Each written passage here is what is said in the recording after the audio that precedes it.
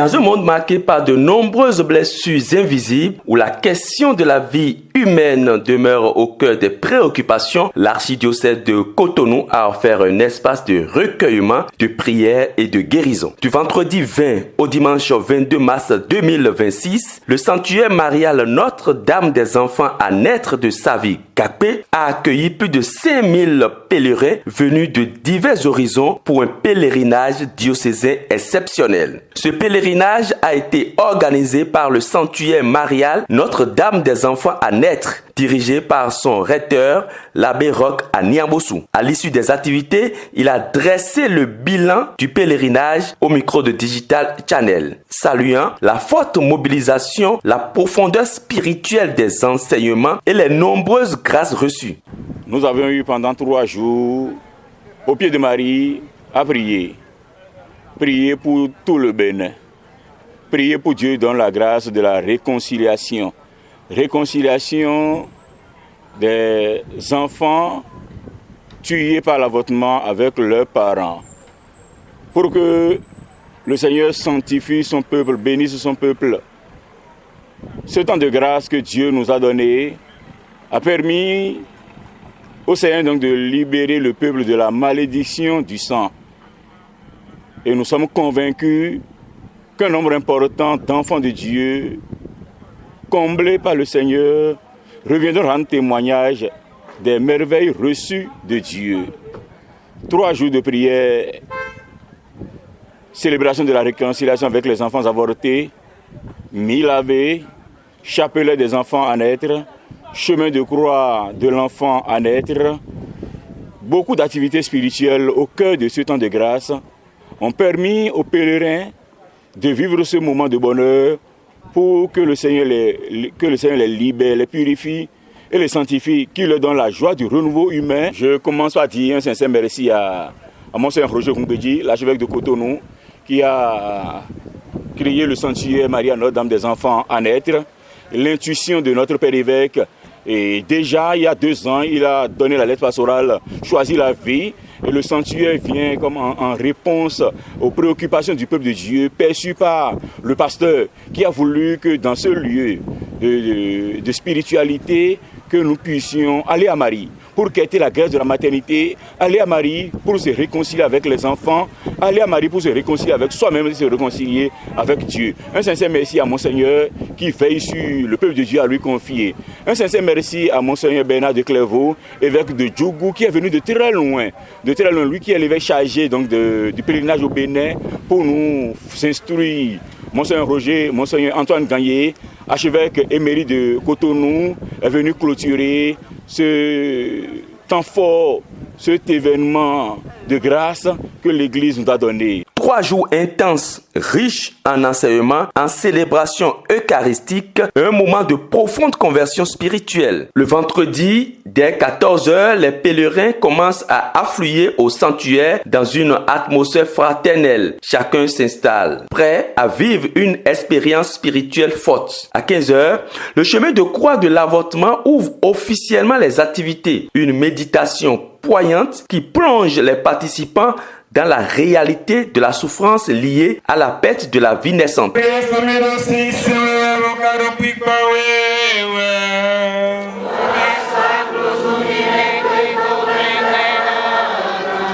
Troisième station. Jésus tombe pour la première fois. Nous tous, comme des brebis, nous étions errants, chacun suivant son propre chemin.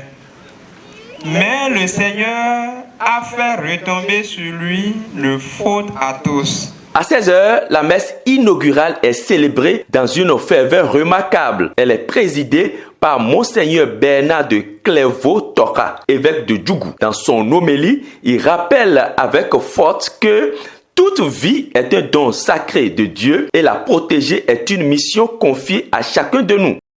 L'enfant, dans le sein de sa mère, est le juste par excellence. Il est innocent, totalement vulnérable, don pur de l'amour du Créateur. Sa simplicité, sa simple existence, son droit à la vie est une accusation muette contre une culture qui prône l'autonomie absolue, le plaisir sans conséquence et qui voit dans la fragilité de l'enfant à naître une charge, oui, une charge et non une dignité. La suite du passage est glaçante. Tendons des pièges au juste, condamnons-le à une mort infâme. Le maître de l'enfant à naître est ainsi présenté dans le langage contemporain comme un droit, un choix, une solution. Mais aux yeux de la foi, ce n'est rien d'autre que la répétition du complot décrit par la sagesse dans la première lecture de ce jour. À 18h, place à la première conférence. L'avortement, un crime abominable qui détruit la victime et le bourreau, animé par le père Dazogo Maximin. Un enseignement direct, sans détour, qui met en lumière les conséquences spirituelles, psychologiques et sociales de l'avortement. Proverbe 24:11. Sauve ceux qu'on envoie à la mort. Si tu apprends qu'on veut envoyer quelqu'un à la mort, cours, presse-toi, sauve la personne pour ne pas avoir à rendre compte à Dieu du crime. Ne reste pas immobile à les laisser tuer. Proverbe 14:11. On ne devient pas homme. On l'est par nature depuis la conception, depuis la fécondation, dans l'acte créateur divin et procréateur humain qui constitue la personne corps et âme. Et c'est ça que je viens de dire, même si un avortement naturel et spontané survenait la première seconde après la fécondation, il s'agit d'une personne humaine créée par Dieu à l'image de Dieu qu'on verra au ciel dans la communion des saints à la fin des temps. La nuit se prolonge dans la prière avec la récitation des 1000 Ave Maria, des intentions pour les enfants à naître et un appel à la conversion des cœurs. Des confessions sont également proposées permettant à chacun de déposer ses fardeaux. La journée du samedi débute à 7h avec une messe pour demander la grâce de la conception et la bénédiction des femmes enceintes. Un moment d'espérance particulièrement fort pour les familles. À 8h30, le père Nayeton Epiphane intervient sur le thème « L'accompagnement psychologique des survivants de l'avortement et des auteurs ». Il aborde avec profondeur les traumatismes vécus et les chemins possibles de reconstruction. Et nous nous fuyons devant la réalité ou la responsabilité que nous devons assumer. Et goyi mi ton le wano jenu kon mbabo nu to chenisia babo no chenisia allo to vime to konu mi o me so ki o to konu mi o e ma no fine a allo ma igbe na nye babo nu adogo ni ona to bo me de na seria allo nkwaso me iwe nkwaso pro e ene le no jenu kon bono no nu e no nu konu mi bo bi no blo nu mo ko to e mais sachant que la blessure est toujours là. Elle est vivante.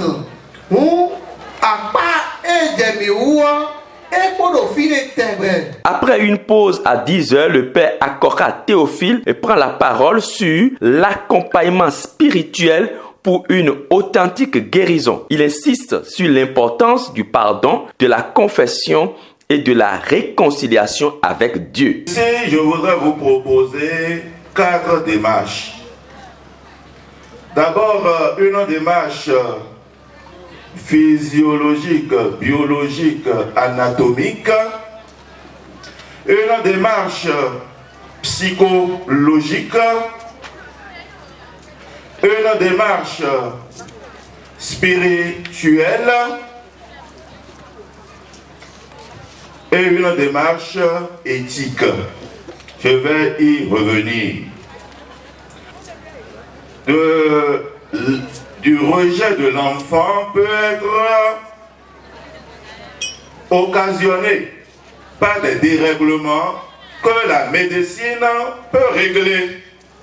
Alors quand on se trouve dans ces cas, il faut se poser la question de savoir concrètement comment faire. Il faut faire un recours. Ne pas être là à prier du matin au soir et à dire Dieu fera. Oui, Dieu fera. Mais Dieu aussi a mis dans nos mains des thérapeutes pour nous aider, tant au niveau occidental qu'au niveau africain. Il y a beaucoup de femmes qui se sont soumises à ce traitement anatomique, biologique, médical, thérapeutique à la traditionnelle, et on veut l'enfant advenir. Surtout celles qui n'avaient pas d'enfant, ou bien celles qui ont l'enfant et qui n'a pas abouti. Donc il faut d'abord faire recours aux moyens humains que le Seigneur met à notre disposition. Une session interactive de questions-réponses permet ensuite aux fidèles d'exprimer leurs préoccupations. L'après-midi se poursuit avec le chapelet de la Divine Miséricorde, puis une conférence marquante du Père Pamphile Fanou, se libérer de la malédiction du sang des enfants avortés. Un moment fort suscitant émotion et prise de conscience. La vie humaine est sacrée. Dès que le sang humain est versé, que ce soit le sang d'un bébé ou d'une personne adulte, ce sang-là, c'est dit, réclame vengeance. Il faut éviter que le sang se verse, quelles que soient les situations. Ne jamais être complice de la mort de qui que ce soit. Les conséquences sont très graves. Très grave, surtout quand c'est une mort violente. La mort violente, quand la personne va en souffrant, vous allez ressentir ça, les conséquences de ça, surtout si elle est encore innocente. Le sang des innocents versé, ça ne fait pas de bien à personne. À 18h, une messe de réconciliation avec les enfants avortés est célébrée. Un temps de grâce, intensité spirituelle où de nombreuses personnes vivent une libération intérieure. La journée s'achève avec une veillée mariale, procession au flambeau, louange, litanie de la Vierge Marie. Une nuit de prière continue avec confession, adoration du Saint-Sacrement. Le dimanche matin à 8h30, une conférence de synthèse est donnée par le Père Bokov Barnabé. Réconciliation avec les enfants avortés et libération de la malédiction du sang. Il invite chacun à entrer dans une démarche profonde de guérison spirituelle. Bon, il y a un peu de temps,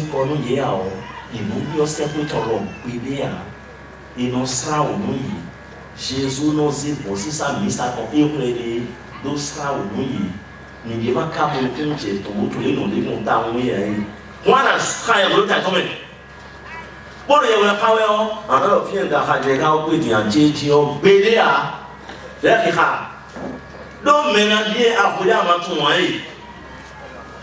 mais quand les Roubaix, si nous y a un souhait, on va s'en faire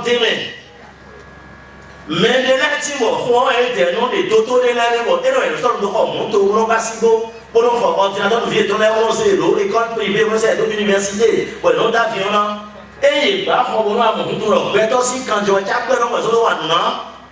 À 10h, la messe pontificale de clôture vient couronner ces 3 jours de grâce. Elle est présidée par Monseigneur Antoine Gagné, archevêque émérite de Cotonou. Dans son message, il exhorte les fidèles à devenir des défenseurs engagés de la vie, témoins de l'amour de Dieu dans un monde blessé. Et demande à la Vierge Marie tout ce qu'elle veut. Vierge Marie, me voici avec un ventre. Et je n'ai rien du tout pour aider cet enfant à grandir comme il faut dans mon ventre. Plusieurs fois, j'ai eu l'idée de le liquider. Mais j'ai pensé à l'amour du Seigneur. Et j'ai réfléchi longtemps. Et j'ai vu que toi, viens de Paris, tu peux venir à mon aide. Ce pèlerinage de Savi Gakpé restera gravé dans les cœurs comme un moment de conversion, de guérison, de renouveau spirituel. Il aura permis à de nombreux fidèles de se réconcilier avec eux-mêmes, de retrouver la paix intérieure et de redonner toute sa valeur sacrée à la vie humaine. Écoutons ici le père Edgar Deguenon, responsable des pèlerinages dans l'archidiocèse de Cotonou, le père Alain Falana, ainsi que quelques participants à ce pèlerinage. Le pèlerinage est un moment fort de prière. Et les hommes, les fidèles n'ont pas les mêmes objectifs quand ils vont au pèlerinage. Notre diocèse a voulu que chacun se retrouve à l'aise dans les pèlerinages. Alors la spécificité de ce 4e pèlerinage est que cela est consacré à la vie. Notre évêque, il y a 4 ans, il y a 3 ans, a fait sortir une lettre pastorale pour lutter contre tout ce qui constitue entrave à la vie. Et dans cette lettre, il demandait de clôturer toujours par un pèlerinage. C'est ce que le diocèse, par l'entremise de notre frère Roch, a essayé de faire. Donc pour moi, c'est une grande joie de participer à cette première édition du pèlerinage pour la défense de la vie. Je pense qu'avec le père Roch, j'ai beaucoup partagé sur ce sujet et je comprends que ça lui tient à cœur. Et donc, on a commencé avec l'école de la vie. Donc, avec l'école de la vie, on a appris beaucoup de choses, mais il s'agit de mettre en pratique. Il s'agit d'aller aussi sur le terrain et toucher des cœurs qui ne sont pas forcément faits pour écouter un enseignement en français et autres là. Donc, c'est une grande joie pour moi de voir cette foule immense. Alors, me concernant, ce pèlerinage a été un pèlerinage qui a marqué surtout beaucoup de personnes, qui a touché un bon nombre de personnes, parce qu'elle nous a essentiellement parlé sur la vie, l'importance de la vie, l'importance de préserver une vie. L'embryon n'est pas une chose, mais c'est un nouveau naître, un être futur, un être unique, à qui Dieu a dessiné un plan.